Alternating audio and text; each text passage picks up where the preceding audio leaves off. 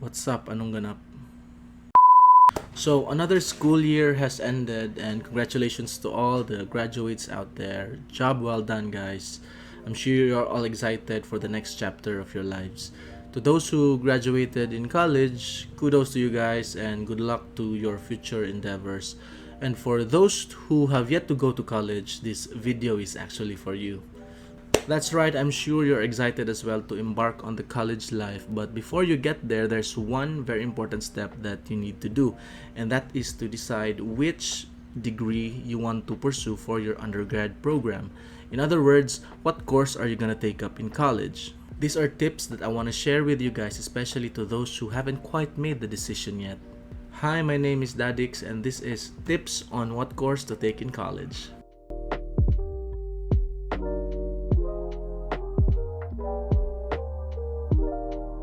College is fun, it's exciting, it's life changing because finally you get to choose a personal path in life. From preschool to high school, we all go through the same thing. Basically, it's the same program. But in college, this is the point in your academic life where you get to decide what exactly it is you want to do and what you want to focus on.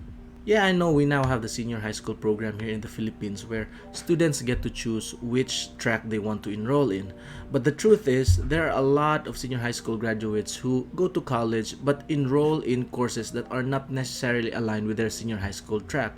So basically, college is where the much heavier and impactful decision is made. Here are 3 simple tips that I want to share with you guys as you try to decide what course or degree to pursue in college.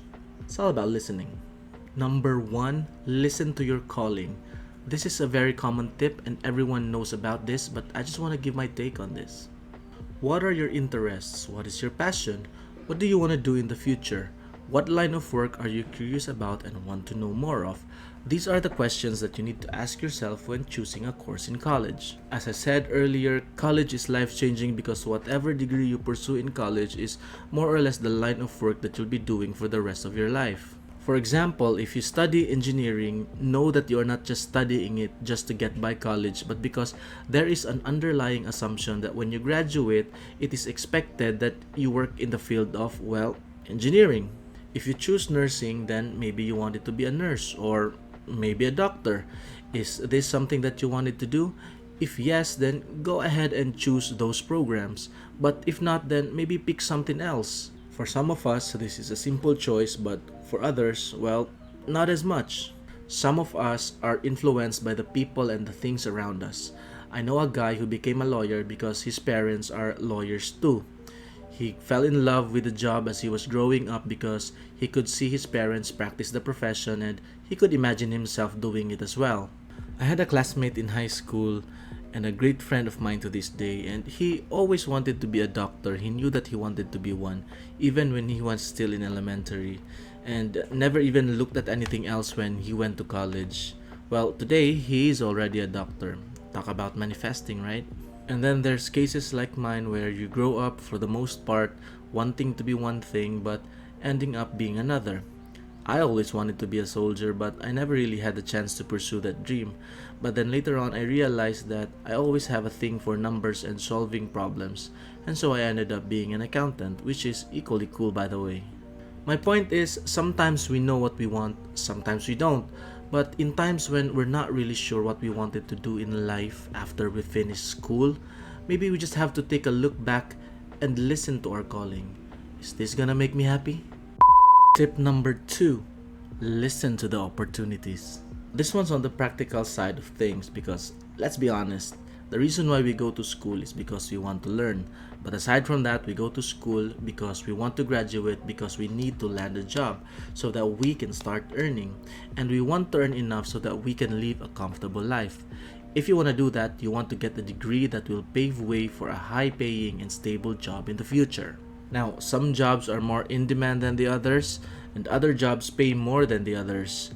Obviously, we're not just in it for the money because money isn't everything that there is, right? But you should always strike a balance between the pay scale and the potential of you enjoying it. This job normally pays well, but am I gonna be happy doing it? For example, seafarers, especially those in international vessels, are known to earn more than the average worker here in the Philippines. That's a fact. but it comes with a price. You're away from your family most of the time, and there's always that safety risk of traveling in the ocean. Are you willing to look past those sacrifices for the sake of earning more? If yes, then there are a number of maritime courses available for you. Cops, soldiers, and the rest of the men and women in uniform are well compensated these days, but we know the occupational hazard that comes with their job. Are you willing to take on the risk return trade off? If yes, then you might want to consider choosing a course that are in line with these professions. Criminology, maybe?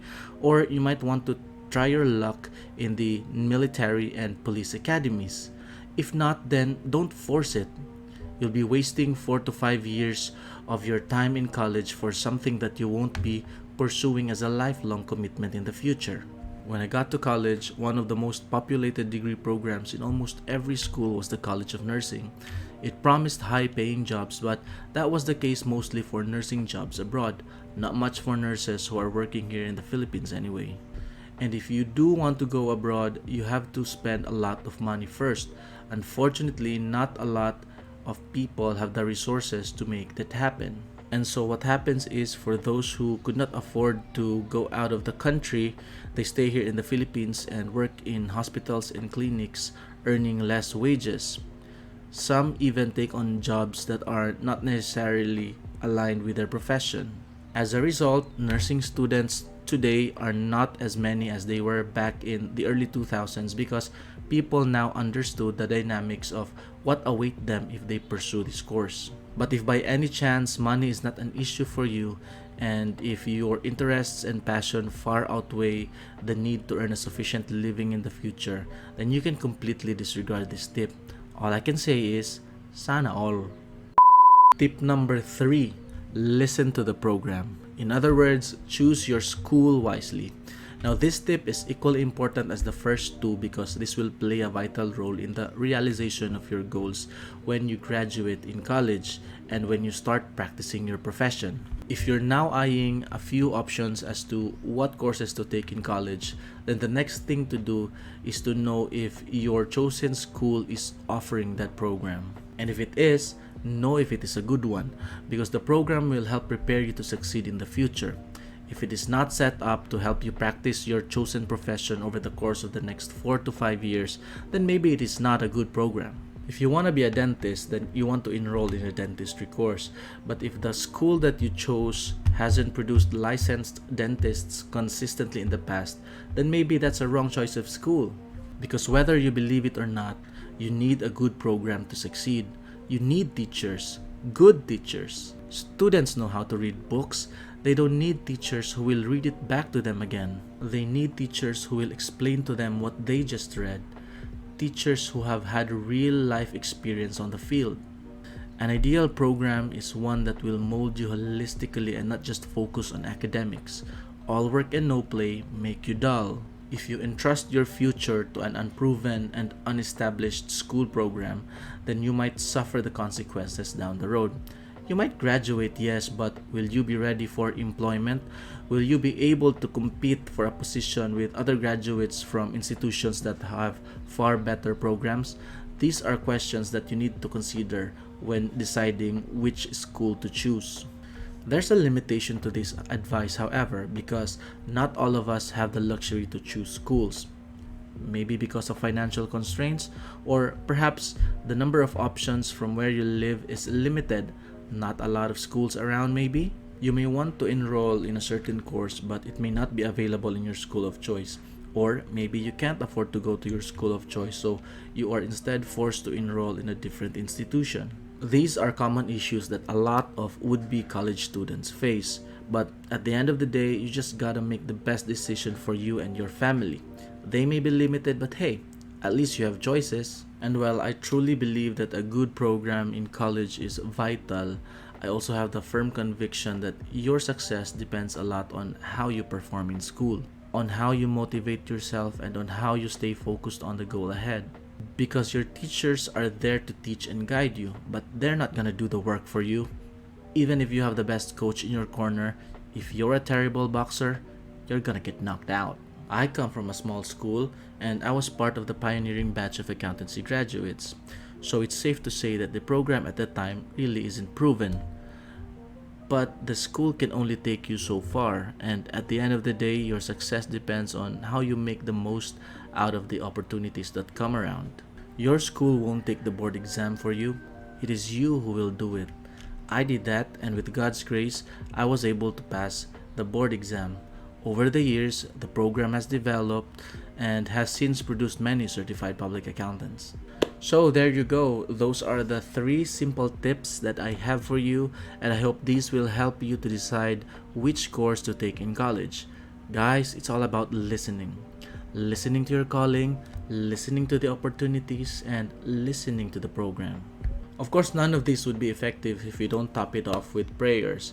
I personally believe that prayers are very effective and helpful, not just when making decisions, but practically in everything that we do in life. Thank you, everyone, and God bless. What is. What it is, oh, what's up? What are your interests? What is your passion? What do you want to do in the future? What line of work are you curious about and want to know more of? These are the questions that you need to consider when choosing a course in college. Daddy, daddy.